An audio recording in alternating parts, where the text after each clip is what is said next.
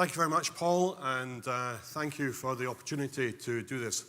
Stefan, as Paul said, and I are going to do a bit of a double act here today, and this is the first outing of the next version of the Eurotrak. So this is the fourth version of Eurotrak we've actually done in the UK. And please, it's going to be a fast ride. There's a lot of information in this system, in this data.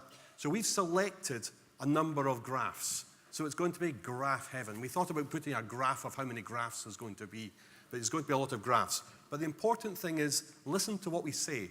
We'll point you to the right direction in the slide, because there's a lot in the slides. So listen to what we say, and then you can have a look at the slides, because we have, immediately after the break, we have some workshops on this information. So you will get a chance to dive in a bit more in detail, and we will be publicizing this whole study. So, introducing Stefan, he's my partner in crime on this event. Yeah, it's the first time we're doing this as a Scottish-German double act, so I hope you'll go through with us nevertheless. So, other than Dr. Bellini, who led us 9, 10, 11, 12 years in the future, 2030 was a big number, we're going back a little bit. In 2009, Eurotrak started as a project in order to gather data in several countries, and UK was the first partner among Germany and France to collect data on hearing.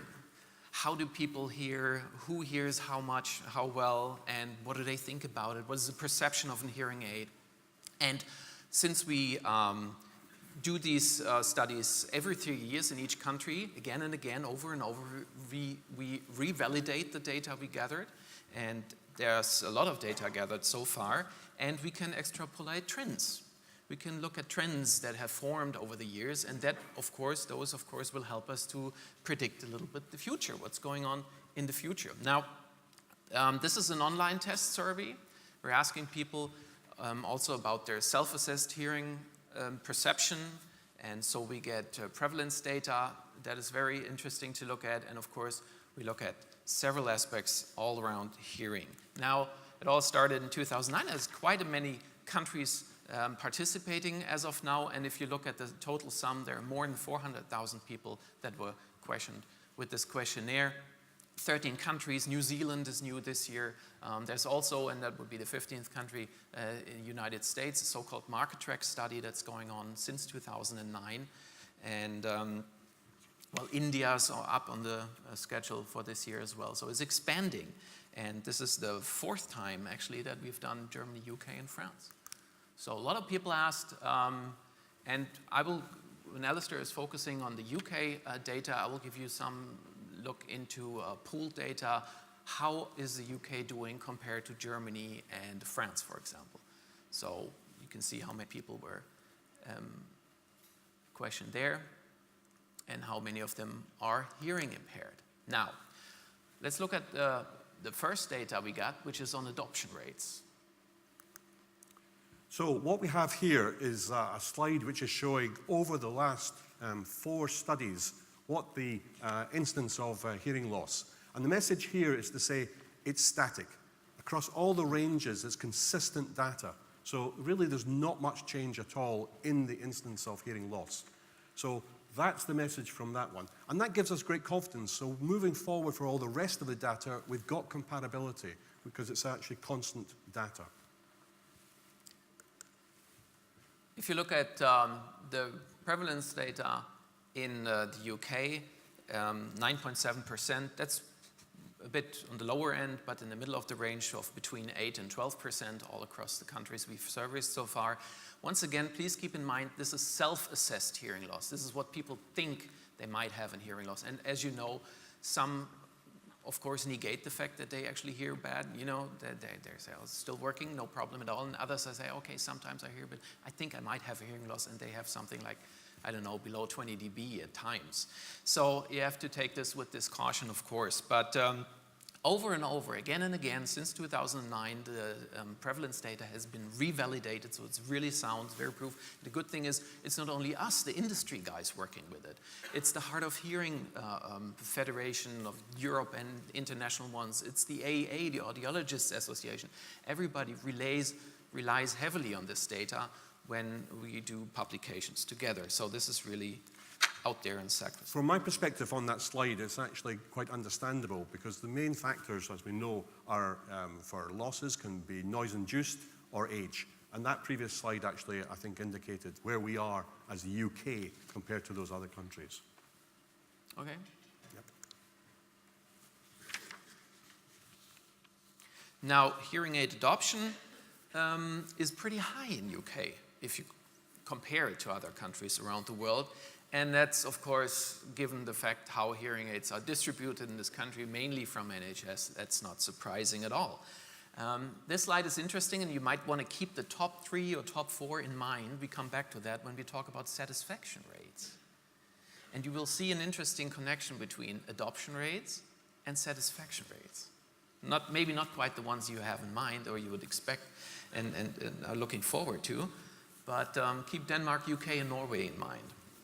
And the order there is the top end of the countries that have a free element or a heavily subsidized element of their hearing aid business, Absolutely. Hearing aid industry. Right. There you go. The good news is that adoption rates increase.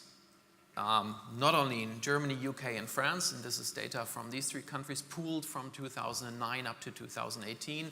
The most recent studies have been done in UK, France, and Germany. They're just out this year, very new, the latest one being the German one, just out, I think, 2 weeks ago. So this is very current data, and so uptake is on the uptake.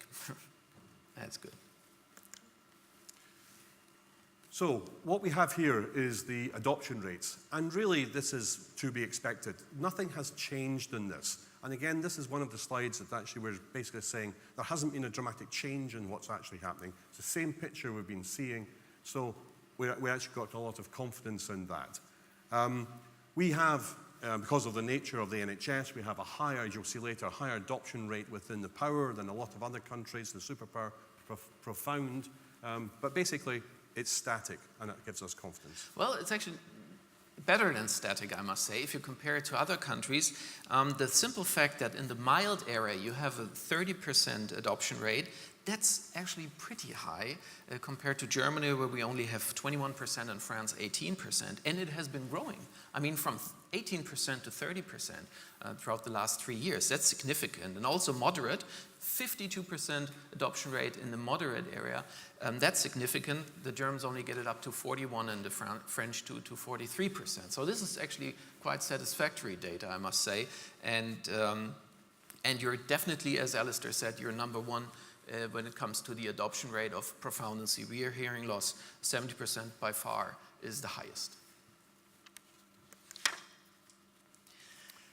Now, when we when we look at the binaural treatment and adoption, then UK is a bit in the lower end, and that is also significant for some slides that we will look in the future, in the next time, because we know and evidence shows that binaurally fitted people are actually more satisfied with their hearing experience when fitted hearing aids. They used to, and we will have a look at that, use their hearing aids more often and with less shelf time and more hours per day. All in all, the good news is that the binaural fitting rate is increasing from 2009 to 2018. It was, when you pool the data from these 3 countries I mentioned before, it moved up from 55 to 67% in all 3 countries altogether and pooled. But then again, I don't think that the binaural fitting rate will go much higher than we see it here. Belgium is extraordinarily high with 80%. The Germans just reached their top 3 years ago with 75%. So they're down a bit. So there might be some side of, saturation around 70–75%. I think it's something we should bear in mind because we'll come back to it later when we get the satisfaction. And it's some really interesting information. And it's something we can reflect on our own practices going forward. But we'll come back to that one. Mm-hmm. So what we're going to start now are the 3 different sections, and that's what we'll be doing on the workshops. That was really the introduction, really. So the next slides are going to be on effectiveness. And you'll see this when you go in your workshops. You'll be moving around the different areas. So this is the first of these slides. And if there's any slide that catches your interest or you have a question on it and you want to have a deeper, closer look at, you can do so in the workshops. Because all the slides showing up, we will show from now on, they will all be featured in the workshop. So keep it in mind and then go to the respective workshop and say, I want to have a closer look at, or I want to question you why. And maybe we have some more details we can give you along with that. Okay, this is the first one that's really quite interesting. And the question here was, as a first-time user, have the expectations you had towards hearing aids before them trying them on, have they been met? And this is very positive. This is 85% is saying yes. And really, there's a number of things we can actually say from this. That hearing aids do what it says in the tin.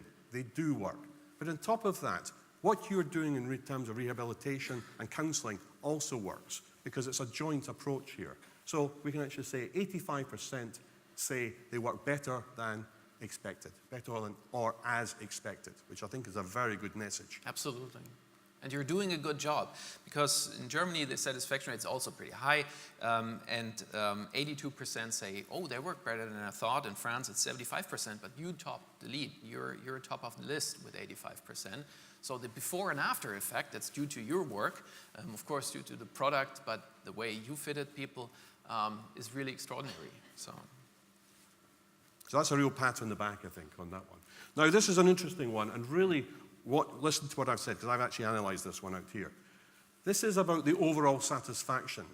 And this is where you have to actually look at the bottom of the slide, where it says, the satisfaction of those people that wear hearing aids for longer is much higher than the satisfaction of the people that wear it for less time. It's something we've known about, but this is actually now consistent data we're getting from the Eurotrak. So one of the things that we should be reflecting on is, how are we counselling people? How are we actually making people sure that they really wear them, that they wear them for a long time? We can track that on the hearing aids, but we know that the longer they wear them, the higher the satisfaction. We've got the statistics. Yep. Country comparison of the satisfaction rate, UK with 74%.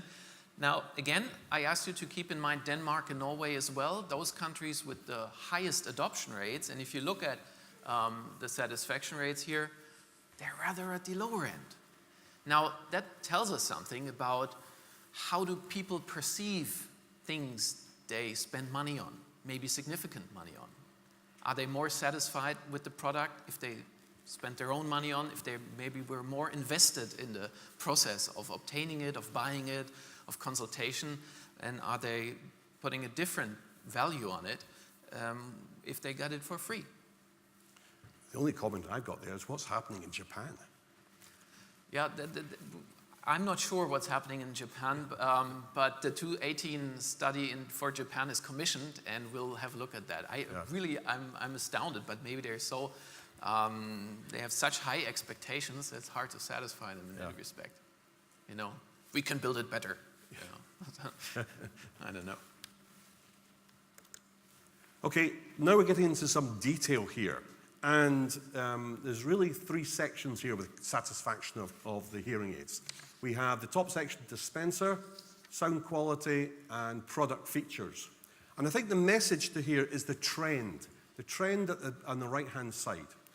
On the dispensers, very high professionalism, very high satisfaction on you as a profession.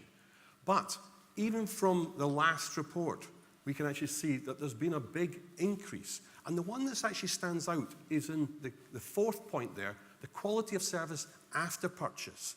Whatever you've done very well. You've actually improved the perception, the satisfaction of end users on the after service. So I think that's, again, well done. Maybe a case of reflecting what have you done to replicate it and to analyze it out, but well done. The second section is on the sound quality and the processing. It's actually the lowest section of the three, and as we know, we haven't yet perfected it. We're getting better and better at it. And it's also the area where there actually has been the highest trend increases. So we are getting at it much better. So it's something all the manufacturers are striving for. We're making big gains, and as we saw in that first presentation, we will continue to make big gains as technology improves. The last section, other than the ease of changing the battery, which hasn't really changed, it's, everything else has improved. Reliability has gone up by 5%. Battery life at the bottom is improved by 5%. So everything is improving. So there's been it's the satisfaction. People are getting more benefit, are happier with what the service they're getting and the products that they're getting. Absolutely. And there's a slide coming up that shows how important after-sales services are, because it's of highest priority to buyers of hearing aids when questioned about their satisfaction. Product features and product specifications, performance is up across the countries over the last years. There's a nice trend we can see there, and of course we can expect this to rise, I think, with our joint effort.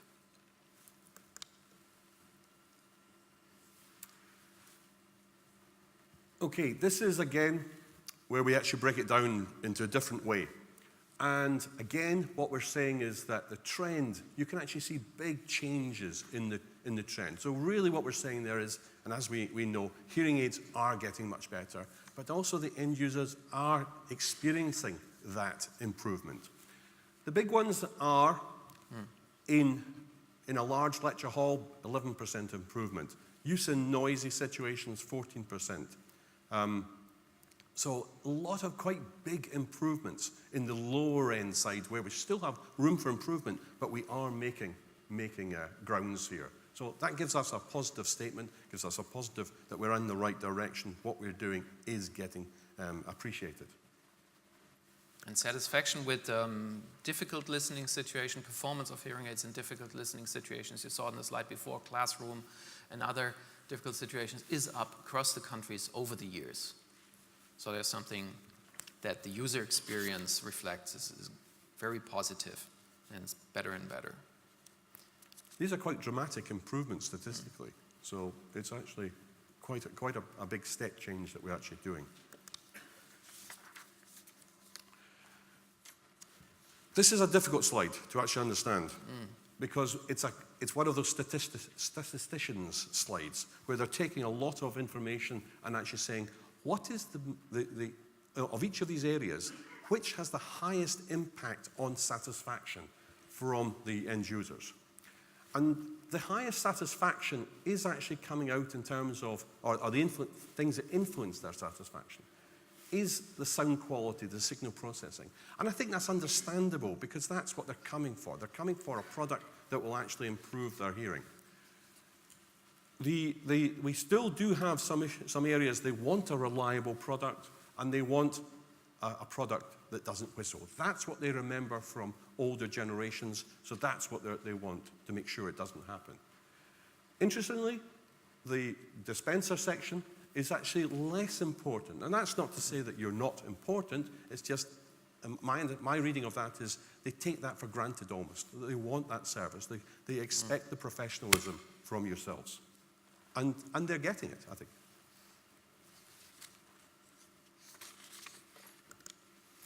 Now let's have a look how people wear hearing aids, when and how often and how long, and where do they get them from? What we can say from this graph is that it's consistent. The age, the length of time that people actually own their hearing aid is relatively consistent. There's a slight increase from 2.1 years to 2.3 years, but that can be down to the timing of when we actually did the survey. But essentially, it's the same. Roughly 90% of people with a hearing aid have purchased it within the last, or have received it within the last 5 years, with 74, 79, 79% within the last 3 years. So it's quite a high percentage of that. But the point is, it's consistent throughout the years. And it's consistent all over the world. Basically there where you have structured reimbursement schemes. Like in Germany, you can get subsidized, partly recompensated hearing aid every 6 years. So of course there you also have a rhythm over the years that is maintained. So preferred place, NHS, of course. Yes, this is really to be expected. And the key area here is actually the right-hand side. If you were, as a non-owner, if you were to get hearing aids, where would you go? Now, the first area, obviously, is the hospitals. This is a UK survey. But what was really interesting for me was the second choice, the second place people would go to, or said would go to, would be a specialised hearing aid shop. And that's you guys. So I think that's actually a lot of comfort. It was actually much higher than an optician or a pharmacy, online, department store. But his number 2 was actually a specialised hearing aid shop. Right. Now, how long are people on average wearing hearing aids per day? Now, we said earlier on in the presentation that actually people that wear a hearing aid get more satisfaction. This is actually a breakdown of the number of hours that people are declaring that they're wearing for their hearing aids. And the largest, the first point to notice is the largest of all the groups, all the hours, is the 12-hour mark. But really what we've got to do is analyse out on the people who are wearing the hearing aids for less time, for lower time. The figure for those who don't see it, for 0, it's 8%. Now again, we are including the NHS in here, and we actually know that there's a percentages in the drawer. What we need to do is to say, okay, of those people that are wearing the hearing aid for lower lengths of time each day, why are they doing that? What are the things? How can we improve that? Because that has a direct impact on satisfaction. So that's the area I think we need to reflect on, to think about. We've got the data in the hearing aids, so when you're actually seeing people, you can maybe ask them, and we start to explore why is that the case. Because those are the people that are not showing as high a satisfaction as the people at the top end. Yeah, definitely. This is the area where there's room for most improvement. Those people using hearing aids none at all or up to 1 hour a day, 18% up to 1 hour a day in the UK is pretty high compared to other countries. In France, that's 13%, and in Germany, 12%. That's significantly lower, of course. And but then again, if you get something more or less for free and you don't appreciate it as much, you're maybe less inclined to actually use it. Once again, I remind you that binaurally fitted people use their hearing aids longer throughout the day, and instead pooled over these 3 countries, instead of 7.8 hours, it's 9.1 hours per day, and the shelf time is down from 9.4 to 3.9 hours per day. 3.9 hours per day shelf time, significantly reduced compared to monorally fitted people, where it's up at 9.4 hours. So I think this is one of those classic ones on statistics where an average hides the real information. So we shouldn't just look at the average, we really have to look at the spread. yes, And this is why. that's only average. Yeah. We come in at 7.8 hours average. Yes. Exactly. Okay, this is a question about accessories. And the key point here is that the headline one is 15% of hearing aid owners use an accessory. Well, we know in the NHS that they don't fund accessories. So really what we should be looking at is the 15% in relation to the private sector only. And the 15%, you could say, is a percentage of 20 or 25% in that region. So it's actually quite high. But the real figure is the 77%. 77% of the people who have one are satisfied with it. So it does work, and it does add value, and it does bring benefit to the end users. So that gives us a comfort. It gives us something to work on when you're actually talking to people. Does it provide benefit? Yes, it does. We've got the information to back that up.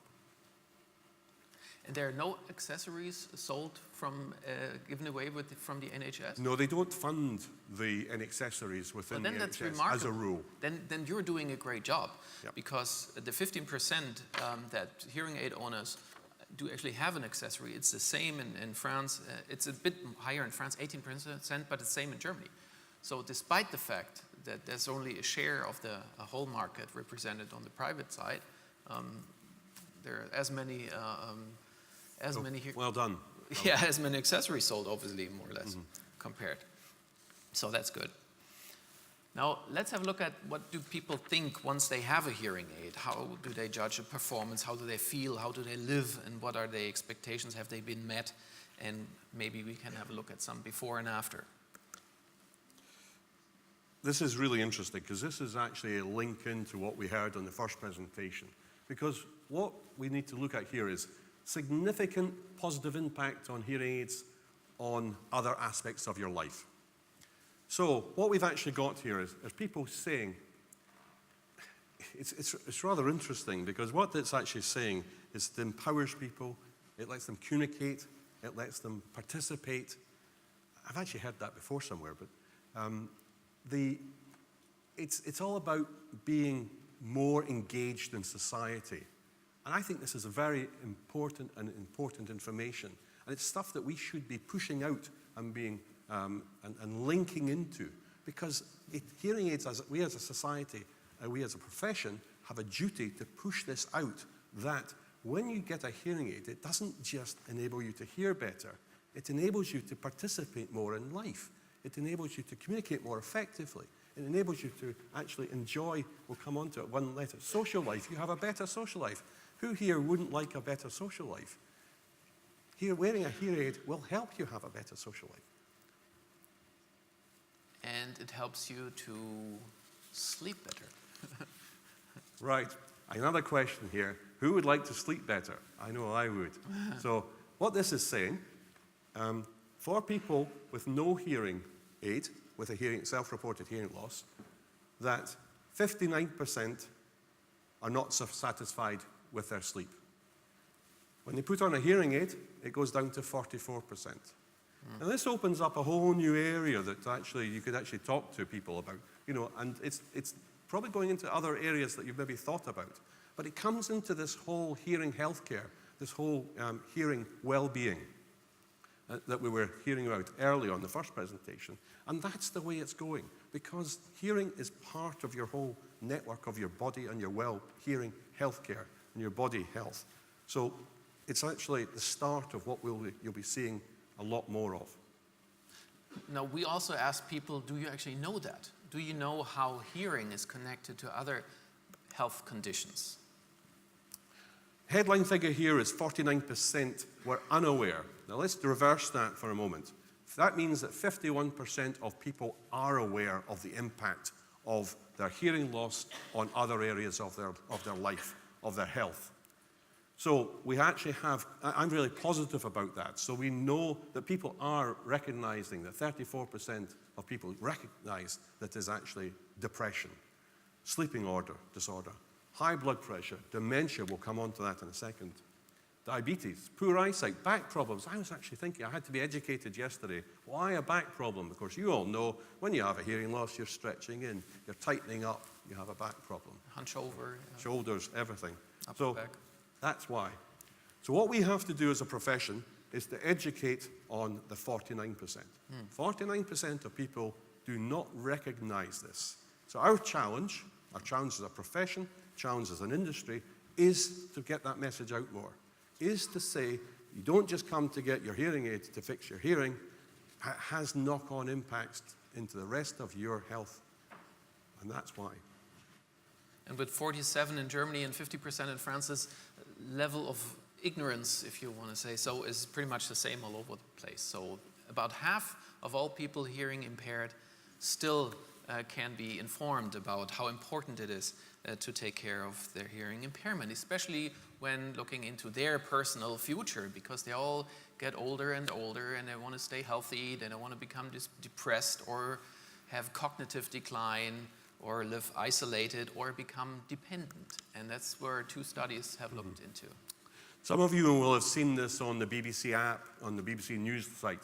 This is big. This is really big. This was an independent study by The Lancet into the results or the causes of dementia. And what they basically said, we'll be talking about it in a number of events today.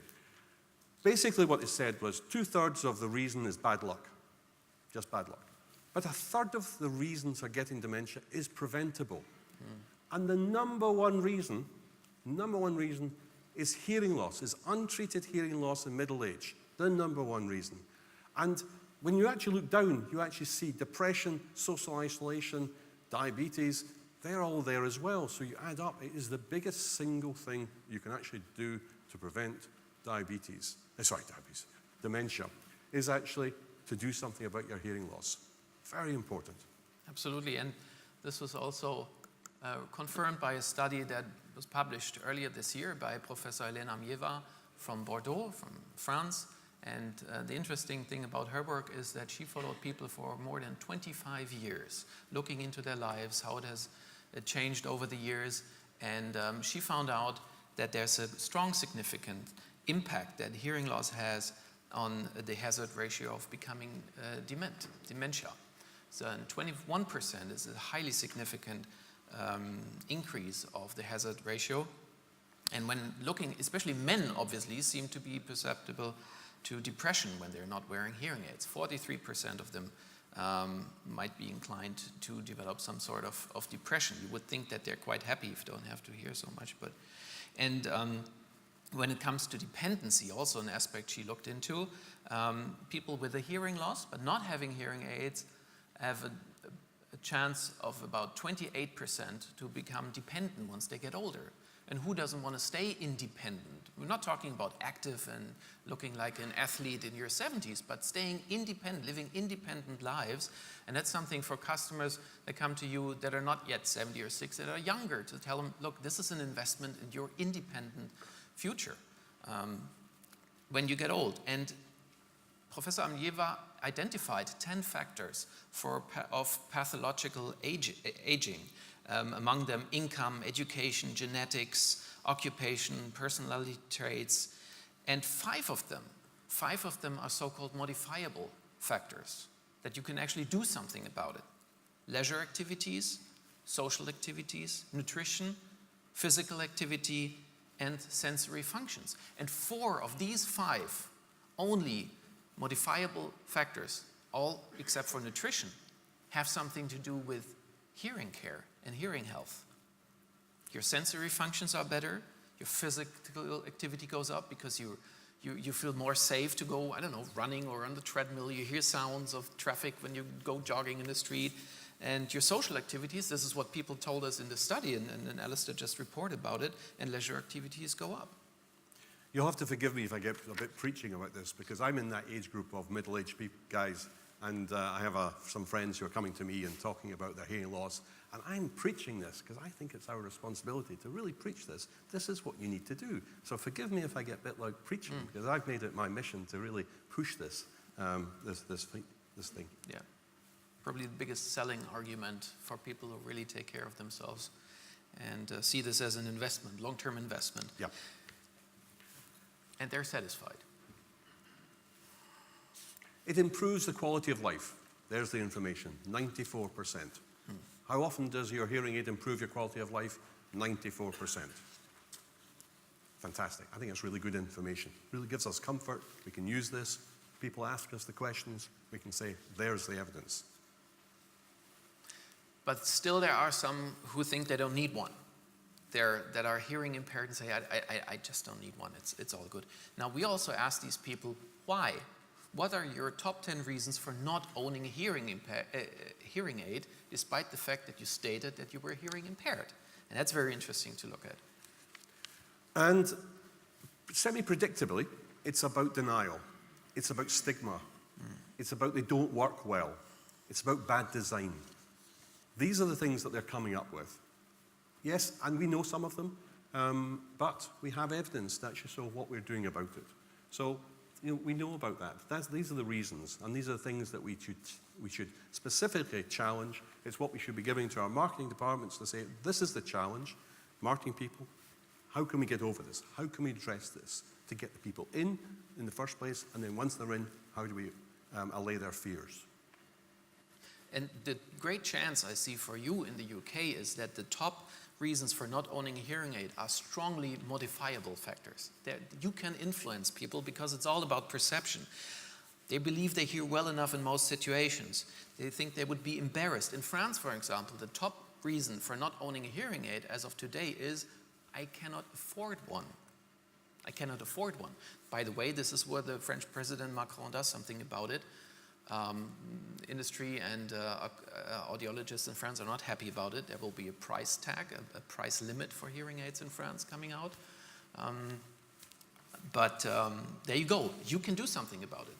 And in Germany, by the way, the number one reason is, well, I believe they do not work well in noisy situations. They don't have one.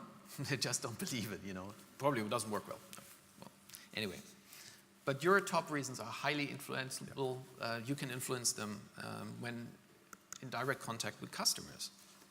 Now, the image of hearing aids, and that's perception is changing over the years, and Alistair mentioned the word stigma, and we for years and years talked about stigma. There's a stigma of hearing aids. I don't think it's so much there anymore. And it's more of a chimera, maybe. But the embarrassment that people mentioned as a reason for not wearing a hearing aid is going down all across the countries. It's below 1/3 now, as of today, and the bad design is not an argument anymore. People tend to like what they see and what they wear. Now that's good. This is our last slide, and I think it's quite a nice message to leave on. 71% of hearing aid owners think they should have got their hearing aids sooner. And the reason they're saying they should have had it sooner is a better social life, less fatigue. I think we've lost in the translation in the middle two, and I can't remember what they were, but it will be better sleep pattern, I think, was one of them. But 71%. That's not saying the other 29 should think that it's actually, they were wrong to get it, but they're saying it was the right time to get it. But 71% says, I should have had it earlier. And that's the message we need to get out to those people that are not wearing a hearing aid, who are not engaged with us, to say, it does have benefit, it does work, and it will bring you benefits, not just in hearing, but in actually in your social life and in your whole environment, your whole hearing healthcare as well. And the good news is that UK is leading Europe with the before and after difference. 71% is the highest rating we have. In Germany, it's 60%. In France, it's 65%. So there's really a big change perceived of people's. And again, it's exactly those factors. It's exactly the reasons they named before. I hear well enough in most situations. I would be embarrassed to wear it in public. And then once they have a hearing aid, they say, well, my social life is better because I'm more often out in public. I'm more engaged, and my emotional health is better. My mental health is better. This is cut down here. And the second one, the performance at work is better. So all these reasons, I think I would be embarrassed. I don't want to go amongst my friends and colleagues with a hearing aid. Once they have one, they say it's much better than before. And I think this is just the biggest story you can draw from the findings, and the biggest encouragement for your work. Chairman, 11:05. Are we doing good? Perfect. Thank you. Thanks. Thank you. That's it. Thank you.